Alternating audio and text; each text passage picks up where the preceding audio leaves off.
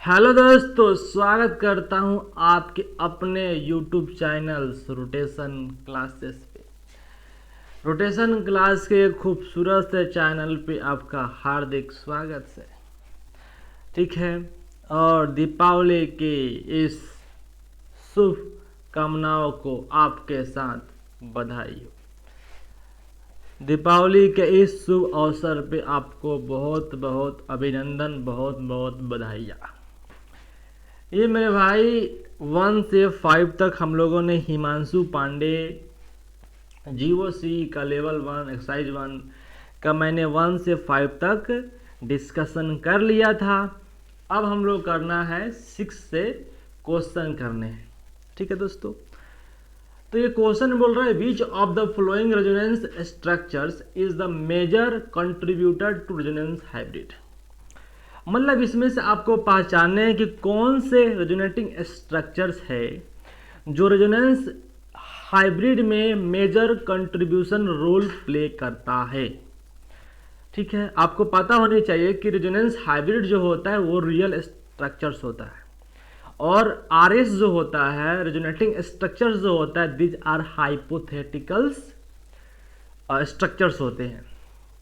ठीक है दोस्त मेरे भाई, अब ये इसमें कौन से स्टेबल है, तो ये कंडीशन होता है कि अगर मोर इलेक्ट्रोनेगेटिव एटम पे अगर नेगेटिव चार्ज है तो मोर स्टेबल है। पहले हम लोग देखते हैं कि उसका ऑक्टेट कंप्लीट है कि नहीं है। दूसरा देखते हैं कि मोर इलेक्ट्रोनेगेटिव एटम पे आपका नेगेटिव चार्ज होने चाहिए, लेस इलेक्ट्रोनेगेटिव एटम पे पॉजिटिव चार्ज स्टेबल होता है। इसके बाद होने के बाद हम लोग देखते हैं कि उसमें प्लस आई लग रहा है कि माइनस आई लग रहा है। ये सब वगैरह वगैरह हम लोग चीज़ों को देखते हैं। इसमें बात है, देखो यहाँ पर कार्बन पर प्लस है और यहाँ पर ऑक्सीजन पे प्लस है। भाई कार्बन पे प्लस है तो अच्छी बात है, क्योंकि कार्बन एक लेस इलेक्ट्रोनेगेटिव एटम है, उस पे प्लस चार्ज स्टेबल्स होते हैं। लेकिन ऑक्सीजन जो है वो मोर इलेक्ट्रोनेगेटिव एटम्स पे। ऑक्सीजन क्या है, ऑक्सीजन पे जो प्लस चार्ज है वो मोर इलेक्ट्रोनेगेटिव एटम है, उस पर प्लस चार्ज अनस्टेबल है। दूसरी बात, यहां पर आप देखोगे तो यहां पर ऑक्सीजन का ऑक्टेट कंप्लीट है और यहां पर कार्बन का ऑक्टेट कंप्लीट नहीं है। और ये कार्बन का ऑक्टेट कंप्लीट नहीं है तो मेरे भाई ये जो होंगे वो लेस स्टेबल होंगे और ये होंगे मोर स्टेबल। ये क्या होंगे दोस्तों, ये लेस स्टेबल होंगे और ये होंगे दोस्तों मोर स्टेबल। ठीक है, इतना क्लियर है, इतना क्लियर है दोस्तों। तो ये मैंने बोला कि ऑक्सीजन पे प्लस चार्ज तो है, ये बोलोगे कि ऑक्सीजन पे सर प्लस चार्ज जो होते हैं ये मोर इलेक्ट्रोनेगेटिव एटम है, इस पर प्लस चार्ज अनस्टेबल होते हैं, और ये कार्बन में प्लस जो है वो लेस इलेक्ट्रोनेगेटिव एटम है, उस पर प्लस चार्ज स्टेबल होते हैं। मेरे भाई अखिया फाड़ के देखो, यहां पर कार्बन का ऑक्टेट कंप्लीट नहीं है, यहां पे ऑक्सीजन पे प्लस चार्ज है, लेकिन यहां पर ऑक्सीजन का ऑक्टेट कंप्लीट है। तो फर्स्ट लगाते हैं ऑक्टेट रूल। तो यहां से डिसाइड होता है कि सेकेंड वाला जो है दोस्तों वो जो है वो मोर स्टेबल है, और जो आरएस मोर स्टेबल है मेरे भाई, तो रेजोनेंस हाइब्रिड में उसका कंट्रीब्यूशन सबसे ज्यादा होगा। तो 1 2 यस, सेकेंड वाला हो जाएगा तुम्हारा correct answer. Both have equal contribution, बिल्कुल नहीं है। इक्वल कंट्रीब्यूशन तभी होगा जब वो इक्वली कंट्रीब्यूटिंग आरएस बनेगा तब। दे आर नॉट, बिल्कुल आरएस है दोस्तों। अगर यहां से दोस्तों अगर लोन पेयर यहां जाएगा तो आरएस तो ये बन ही जाएगा। यस आरएस तो है, ठीक है आरएस तो, लेकिन ये इस क्वेश्चन का सही आंसर ये वाला होगा, क्योंकि सेकेंड वाला ज्यादा हाइब्रिड में कंट्रीब्यूशन देगा। ठीक है, तो ये हो गया। 7 नंबर देखो, the species CH3 CH plus CH3 is less stable lens. मेरे भाई ये कार्बोकेटाइन बन रहा है और ये प्लस आई से इसको इलेक्ट्रॉन दे के आप क्या कर रहा है, सपोर्ट कर रहा है। Yes sir, you are right. बोल रहा है कि ये जो है वो लेस स्टेबल है। किससे लेस स्टेबल है, अब देखो ये कार्बन है, यहां पर 3 गो CH3 जो है वो इसको आने के लिए मदद करने के लिए बेचैन है, तो यहां पर 3 को प्लस आई लगा रहा है। यस आपका जवाब है लाजवाब। तो ये जो है वो इस स्पीशीज से वो लेस स्टेबल है, क्योंकि यहां पर 3 प्लस आई लगा के कार्बन कैटायन की स्टेबिलिटी को बढ़ा रहा है। ये तो हो नहीं सकता, क्योंकि यहां पर एक ही कार्बन है और इस तरीके से है, क्योंकि कार्बन जो इंडक्टिव इफेक्ट जो होते हैं वो डिस्टेंस पे डिपेंड करते हैं। लेकिन ये एक ही कार्बन से 3 अटैच्ड है और ये जो है वो इससे ना अटैच्ड है, तो फिर इफेक्ट कम हो जाएगा और फिर ऐसा तो होगा ही नहीं। तो इसका सही आंसर होगा ये वाला, सिंपल सर है। तो आप तो बिल्कुल कर सकते हैं। चलिए तो चलिए दोस्तों शुरू करते हैं क्वेश्चन नंबर 8 से। अब मेरे भाई क्वेश्चन को आप थोड़ा ध्यान से देखिए, आप देखेंगे तब पता चलेगा कि सर क्या आप मतलब कहना चाहते हो। Yes you are right. Arrange in the order of decreasing के। मेरे भाई के जो होता है वो होता है एसिड डिसोसिएशन कांस्टेंट। अगर के की वैल्यू बढ़ती है मीन्स आपका एसिड का जो स्ट्रेंथ जो होता है, एसिड का जो स्ट्रेंथ जो होता है ना दोस्तों, वो भी क्या होती है, बढ़ती है। ठीक है, अगर एक बात और भी अगर ना कि अगर के की वैल्यू बढ़ती है ना दोस्तों, तो पीके की वैल्यू क्या होती है, घटती है। मतलब वाइस वर्सा होता है, यानी पीके की वैल्यू अगर बढ़ती है मीन्स के की वैल्यू क्या होगा दोस्तों, घटेगा। और ये भी आपने दोस्तों पढ़ा होगा कि पीके इक्वल्स टू माइनस लॉग के ए होता है, तो ये भी आप याद रखना। लॉग निगेटिव वजह से ये रेसिप्रोकल होते हैं। तो मेरे भाई आपको पहचाना है कि कौन से एसिड जो है वो स्ट्रॉन्ग एसिड है।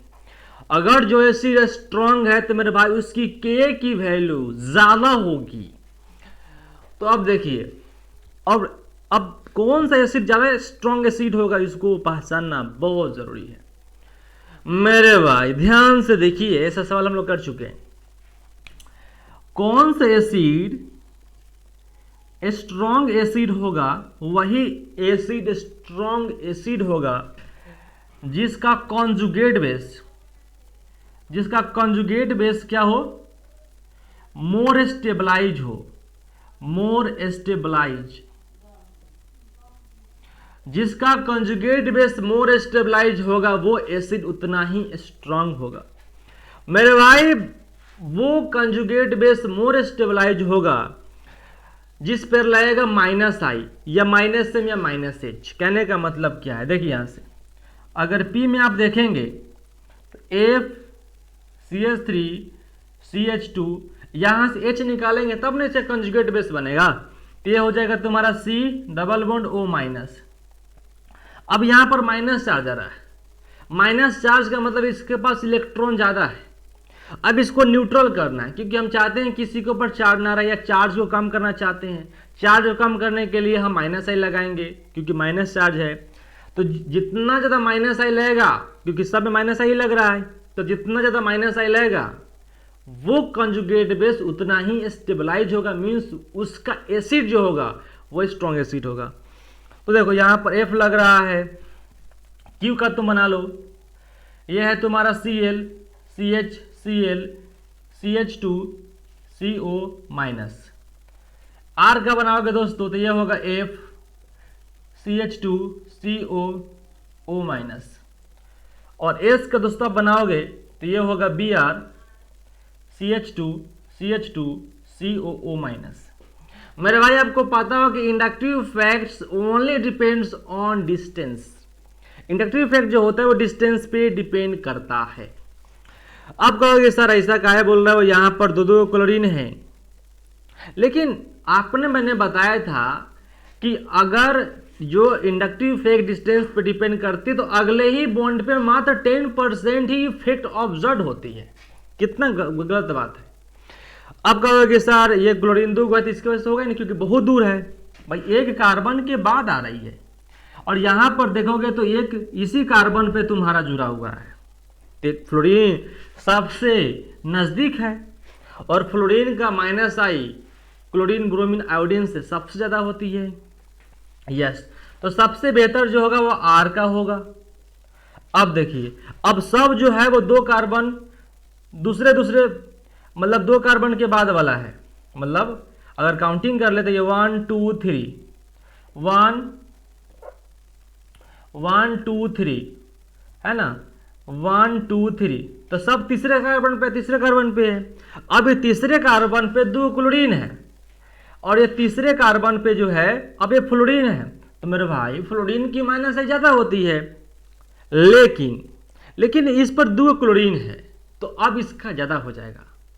क्या हो जाएगा? ज़्यादा हो जाएगा। अगर 1 क्लोरीन रहता तब इससे ज़्यादा होता, लेकिन अब 2 क्लोरीन है तो नंबर बढ़ने से माइनस आई बढ़ जाती है, तो आर क्यू हो जाएगा। ठीक है। अब पी और एस में से तो ब्रोमीन का माइनस आई तो बहुत ज़्यादा कम होती है, तो फिर हो जाएगा तुम्हारा पी वाला का, उसके बाद एस वाला, तो आर क्यू पी एस, तो ऑप्शन नंबर सी हो जाएगा। तो बहुत ही सिंपल सवाल था माइनस आई का। तो अब जब भी बनाइए कि किस एसिड की के वैल्यू ज़्यादा होगी या कौन से एसिड स्ट्रॉन्ग एसिड है, तो उसका आप कंजुगेट बेस बनाइए, मीन्स वहाँ से आप एच निकालिए और फिर देखिए कि वो कंजुगेट बेस को स्टेबलाइज करने वाला फैक्टर्स कौन कौन से हैं। तो वो हो सकते हैं माइनस आई, माइनस एच, माइनस एम, है ना, या किस तरीके से एरोमेटिसिटी आ जाए, तो वो आपका एसिड स्ट्रॉन्ग एसिड होगा और उसकी के की जो वैल्यू होगी वो बहुत ज़्यादा होगी। ठीक है दोस्तों। तो अब तो देखते हैं दोस्तों क्वेश्चन नंबर 9 को, और ये क्वेश्चन आपको जान के खुशी होगी कि ये क्वेश्चन जो आया है दोस्तों वो IIT में आया हुआ है, मीन्स जे एडवांस में क्वेश्चन आया हुआ है। तो ये क्वेश्चन है, क्वेश्चन में दम है भाई, कंसेप्ट है, तब तो IIT में आया है। मेरे पूछ रहे थे स्ट्रॉन्गेस्ट बेस इज। अब स्ट्रॉन्गेस्ट बेस वो होती है जिसका जो लोन पेयर जो हो वो लोकलाइज्ड हो, रेजोनेंस में इन्वॉल्व ना हो, तो उसको हम लोग बोलते हैं कि वो मेरा बेस जो है वो स्ट्रॉन्ग बेस के कैटेगरी में आती है। सही बात है, क्योंकि हमको लोन पेयर किसी को देना है। ठीक है ना। लेबिस बेस क्या होती है? जो लोन पेयर दे सके वो उसको हम बेस बोलते हैं, और जिसकी कैपेसिटी ज़्यादा होगी देने की, टेंडेंसी ज़्यादा होगी, तो वो स्ट्रॉन्ग बेस की कैटेगरी में आएगा। अब बोला है कि देखिए ए वाला में देखिए आप, यहाँ पे लोन पेयर तो है, अब ये प्लस आई से इसके बेसिसिटी को बढ़ा रही है, बेसिक स्ट्रेंथ को बढ़ा रही है, तो सही बात है, यहाँ से प्लस आई से इसके बेसिक स्ट्रेंथ को बढ़ा रही है। अच्छी बात है भाई, गजब बात है, अच्छी बात है। अब इसमें क्या है? अब इसमें ज़रा देखेंगे दोस्तों, सी है, डबल बॉन्ड है, एन है, ये वगैरह वगैरह है, सही बात है।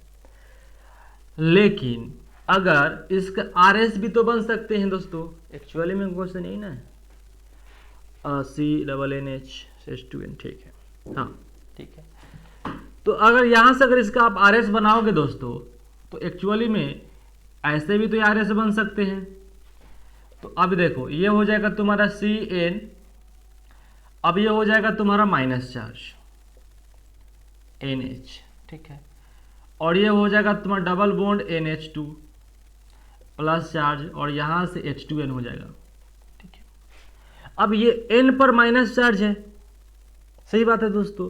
अब ये एन पर माइनस चार्ज ज़्यादा स्टेबलाइज है, क्योंकि अब इसको लेने वाला तो है ही नहीं, क्योंकि एन पर माइनस चार्ज अब बहुत ज़्यादा स्टेबलाइज है, और रेजोनेंस भी अब यहाँ से नहीं हो सकता, क्योंकि अब ये लोन पे इसको दे ही नहीं सकता है, अब तो पूरी तरीके से फंस गया है। तो अब ये वाला जो होगा, अब क्या होगा कि ये वाला जो बेस होगा वो खतरनाक बेस होगा। ये वाला बेस क्या होगा दोस्तों? अब ये खतरनाक बेस होगा, क्योंकि ये खुद क्या कर रहा है, सपोर्ट कर रहा है दोस्तों प्लस एम से, रेजोनेंस से इसको बेसिक स्ट्रेंथ को इनहेंस कर रहा है भाई। और ये तक प्लस आई, प्लस तो बहुत छोटा इफेक्ट होता है ना भाई, ये प्लस एम से इसको बेसिक स्ट्रेंथ को बढ़ा रहा है भाई, ये तो बाप का बाप है, दादा है, इसलिए बी वाला हम लोग रखते हैं। अब ये बेंजीन है, ये कहानी कुछ इस तरीके से है दोस्त, ये कहानी तो कुछ इस तरीके से है, इस तरीके से। अब N जो है वो तो रेजोनेंस से क्या कर रहा है, इसके बेसिक स्ट्रेंथ तो घटा रहा है। एक्चुअली में इसका लोन पेयर तो क्या है, डीलोकलाइज्ड है। इसका लोन पेयर क्या है दोस्तों, डीलोकलाइज्ड है। लोन पेयर क्या है, डीलोकलाइज्ड है। इधर भी जा सकता है, इधर भी खुल सकता है, इधर भी खुल सकता है, इसका लोन पेयर डिलोकलाइज्ड है, तो इसका बेसिक स्ट्रेंथ तो सबसे घटिया होगा। और ये तो ठीक है, प्लस एक्स इसको दे रहा है, ठीक है, तो हम कहेंगे कि वी वाला जो है वो मोर बेसिक स्ट्रेंथ होगा, क्योंकि वो प्लस एन से रेजोनेंस थी उसके बेसिक स्ट्रेंथ को बढ़ा रही है मेरे भाई, इसलिए बी वाला स्ट्रॉन्ग बेस होगा। एक और क्वेश्चन कर लेते हैं, ठीक है दोस्त। चलिए दोस्तों लास्ट क्वेश्चन देखते हैं। अब एक नया चीज आया दोस्तों, consider the following species, arrange these species in their decreasing order of nucleophilicity. अभी न्यूक्लियोफिलिसिटी क्या है ये आपको पता होना चाहिए। न्यूक्लियोफाइल जो वर्ड है आपको क्लास 12th में काम आती है, जब आप लोग पढ़ते हो सब्स्टिट्यूशन रिएक्शन, तो वहां पर न्यूक्लियोफाइल की जरूरत पड़ती है। मेरे भाई न्यूक्लियोफाइल क्या होती है, तो बेटा न्यूक्लियोफाइल वो होते हैं जो स्ट्रॉन्ग बेस होते हैं। अब आगे पढ़ो दोस्तों कि न्यूक्लियोफाइल का ऑर्डर बताइए डिफरेंट सॉल्वेंट में, पोलर प्रोटिक सॉल्वेंट में, पोलर अप्रोटिक सॉल्वेंट्स में, नॉन पोलर सॉल्वेंट्स में हम लोग देखते हैं, ठीक है। तो कुछ नहीं दिया हुआ है तो आप पोलर सॉल्वेंट बता सकते हो, ठीक है, पोलर प्रोटिक सॉल्वेंट में बता सकते हो, कुछ नहीं दिया हुआ है तो वाटर में हम लोग जन बताते हैं, ठीक है, कि वाटर भी एक पोलर प्रोटिक सॉल्वेंट है, पोलर सॉल्वेंट है। तो मेरे भाई न्यूक्लियोफाइल का मतलब होता है इलेक्ट्रॉन पेयर देने की टेंडेंसी। हम किसी को इलेक्ट्रॉन पेयर देना चाहते हैं तो हमारी टेंडेंसी कितनी है, तो tendency of donation of lone pair, tendency to donate lone pair to others. किसी दूसरे को लोन पेयर देने की टेंडेंसी को न्यूक्लियोफिलिसिटी कहते हैं। एक एबिलिटी है लोन पेयर देने की, उसको न्यूक्लियोफिलिसिटी बोलते हैं। मीन्स जिसका जो स्ट्रॉन्ग बेस होगा वही तो लोन पेयर दे सकता है। Yes you are right. अब देखो OH, अब इसमें क्या है, ऑक्सीजन है, ऑक्सीजन यहाँ दे रहा है, यहाँ ऑक्सीजन दे रहा है, यहाँ कार्बन या नाइट्रोजन दे रहा है। मेरे भाई ये तो सेम पीरियड के एलिमेंट है, सेकेंड पीरियड के एलिमेंट है, तो सेकेंड पीरियड के एलिमेंट का साइज बिल्कुल सेम होती है। साइज क्या होती है, बिल्कुल सेम होती है। Yes you are right. अगर सबकी साइज यदि बराबर है, अगर आपने जो स्पीसीज लिया उसकी साइज लगभग बराबर है मेरे भाई, तो बेटर न्यूक्लियोफाइल वो होगा जो स्ट्रॉन्ग बेस होगा, इसमें कोई दिक्कत नहीं है। बेटर न्यूक्लियोफाइल वो होगा जो स्ट्रॉन्ग बेस होगा, ठीक है दोस्तों। अब हम इसको स्ट्रॉन्ग बेस हमको कैसे पता लगाए, तो हम इसका बनाएंगे एसिड बनाएंगे। तो इसका एसिड बनाओ, तो इसका एसिड बनाओगे, एक एसिड बनाओगे तो इसमें H जोड़ देंगे तो ये हो जाएगा H2 हो जाएगा। बी वाला का बनाओगे तो CH3 OH हो जाएगा, सी वाला का बनाओगे तो हो जाएगा CH4 हो जाएगा, और डी वाला का बनाओगे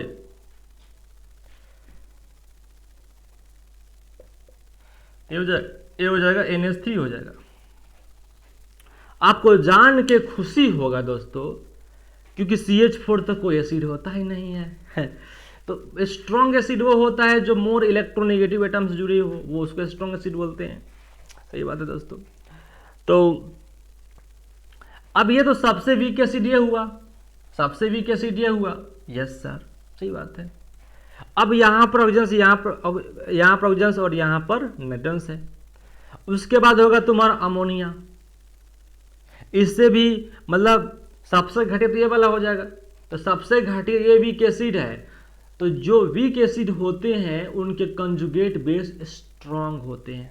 ये सबसे वीक एसिड है तो इसका स्ट्रॉन्ग बेस खतरनाक होगा।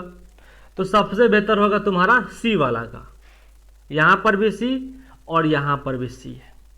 अब मालूम चले यहाँ पर ए है, यहाँ पर डी है। अब ए वाला देखो, तुम डी वाला देखो। मेरे भाई मैंने बोला है कि अगर आपका हाइड्रोजन मोर इलेक्ट्रोनेगेटिव एटम से जुड़ा हुआ है तो वो होते हैं स्ट्रॉन्ग एसिड। तो ये स्ट्रॉन्ग एसिड होगा इसके रिस्पेक्ट में, सही बात है। यानी ये क्या होगा, इसके रिस्पेक्ट में वीक एसिड होगा, तो इसका कंजुगेट बेस स्ट्रॉन्ग होगा। Yes you are right, means D वाला का, तो ये वाला हो जाएगा सी डी, ठीक है। अब एल्कोहल है और वाटर है, तो अल्कोहल और वाटर में, तो वाटर तो न्यूट्रल्स होते हैं लेकिन थोड़ा सा एसिडिक्स होते हैं, तो ये तो सबसे घटिया एसिड होते हैं, वीक एसिड। तो इसका कंजुगेट बेस स्ट्रांग होगा, तो ये हो जाएगा फिर ए वाला का। और ये हो जाएंगे इस सब में से सबसे बढ़िया एसिड अल्कोहल, अल्कोहल एसिडिक्स होते हैं, ठीक है। तो ये हो जाएंगे अल्कोहल जो एसिडिक्स होते हैं, तो ये स्ट्रॉन्ग एसिड हो इनके केसों में, तो इसके कंजुगेट बेस वीक होंगे, तो वीक होंगे तो लास्ट में बी वाला आ रहा है, सिंपल सी बात है। तो ये क्या करना है दोस्तों कि अगर स्ट्रॉन्ग एसिड है तो उसका कंजुगेट बेस कैसा होगा, वीक बेस होगा। स्ट्रॉन्ग एसिड का कंजुगेट बेस कैसा होता है, वीक बेस, कंजुगेट बेस याद रखना। और वाइस वर्सा भी, वीक एसिड का कंजुगेट बेस स्ट्रॉन्ग एसिड होगा, स्ट्रॉन्ग एसिड का कंजुगेट बेस वीक बेस होगा, ठीक है, याद रखना दोस्तों, ठीक है। तो इस तरीके से आप कर सकते हो और सवालों को सॉल्व कर सकते हो। फिर मिलते हैं दोस्तों नेक्स्ट वीडियो में। बधाई हो, पढ़ाई करते रहें। दीपावली की इस शुभ घड़ी के लिए आपको और आपके परिवार को बहुत बहुत बधाइयाँ, आपका अभिनंदन है, बधाई हो। आप हमेशा खुश रहे, आप मस्ती करें, पढ़ाई करते रहे। ऑल द वेरी बेस्ट, जय हिंद।